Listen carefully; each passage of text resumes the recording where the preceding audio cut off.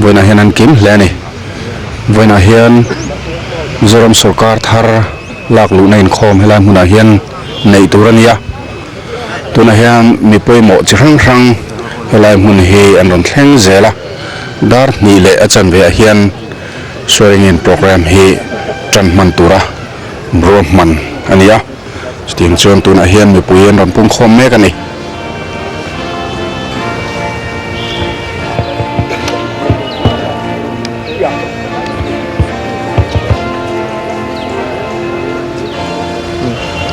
helai hmun hi MLA thlan thar te omna tura ta na ro man bi kania helai hian engemaw zat chu an ron thleng to a heituna hian kan hmuang hian pulal sawt te tin pusel thum te midang puma mate ho te po anoma chuan an la ron thlen bel zela tuna hian dar ni le achan ve ala rilova minute som ni vel tan natura tan hun ala oma kan ngak tlang meka helai tual zol hi hetiang hun poimo nibi katan hian man tangkai ni thina tual zol nom tak mai Rajbhavan compound chung tilai hian na oma tuna po hian mi chi hrang hrang la hian an phone khoma Mizoram mi poimo chu voina hian an kim deuh vek turangai ani helai hmuna tel thei chin hun danga engemaw nalak lo le thil danga poimo awanga aizola omlo te an ni ngot lo chuan helai hmuna hian mi poimo chin bik takin politics lamakan mi poimo te phei chu voin nianga hian an kim ngei turangai ania in chuan tuna po hian mi poimo chi hrang hrang hmel hmuh tur tam hle ni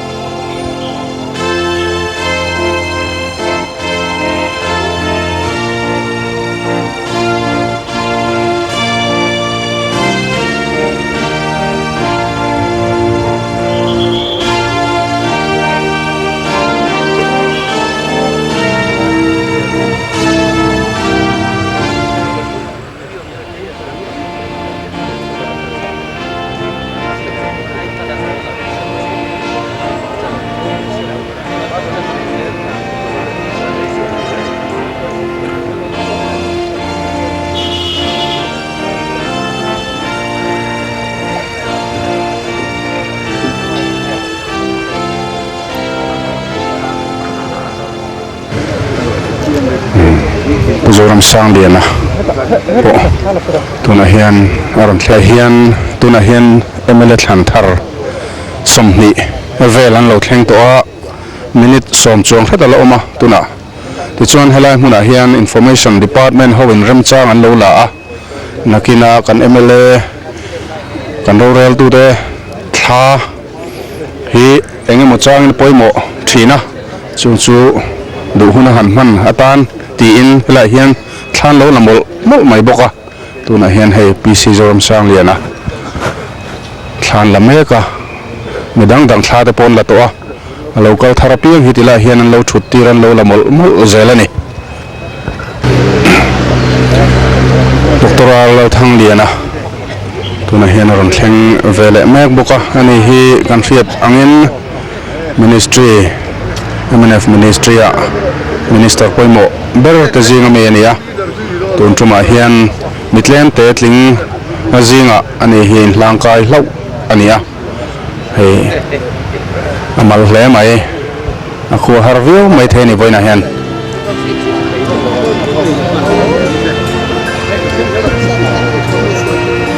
thiam te hoin lo chi bai nak naka midang lo thleng po he tiang te lui hi chun an chi bai lem lo sin mole an lo ti deuh nak nak ani adin hunan fiat thiam pui viu ni pona lang e kan Chief Minister Thartur Pulal Than Hola le athian no perilionete an lo thlenga chibayan ron sem phei zela chon hunga son puzira tenu pa hanom boka tuna henan ron thleng phei me kani MLA tling thar tele mi poimo MLA lo ni tote chu ho chuan en lo chibai nak naka tilai so kon soi tong in MLA ho thutna turbi ka ruam manania la hian an lo tar kala tiang chuan selai sonan han lut phei phota ta sonan thuwe phot don nge ni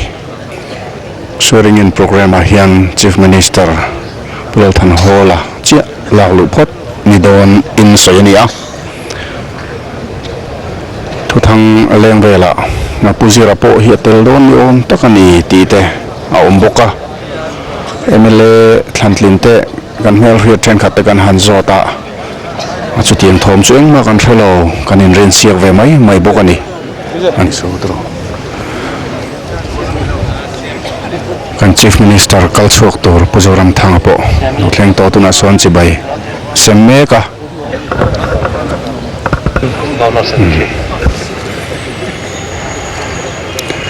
pura ma hian a thian nu venturan throi lo nge ni ama mai na thuri tlap mai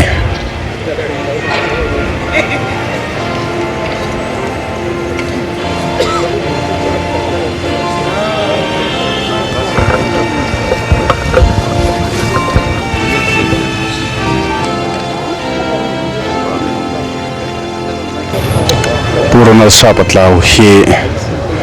Congress Party spokesman ania General Secretary ani boka chuan an party hi opposition an ni thina tang chuan Congress Party an tuam moi le tu da jinga hian tangkai pol tak ania thalai te khovel thar te po ran duang chuk le a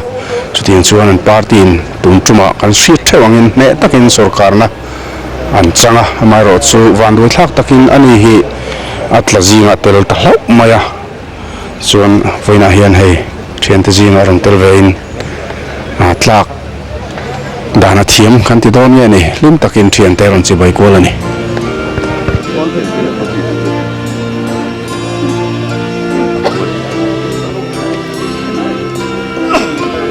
tuna hian governor chu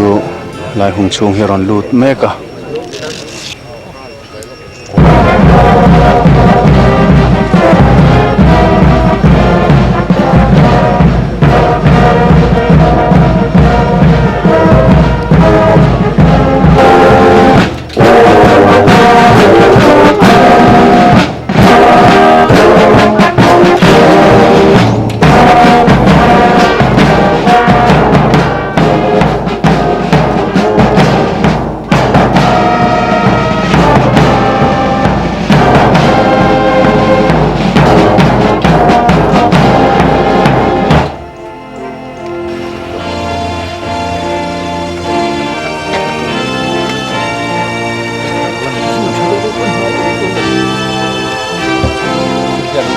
With your permission, sir, proceedings may now begin. With your permission, sir, the notification issued by the Governor of Mizoram may now be read.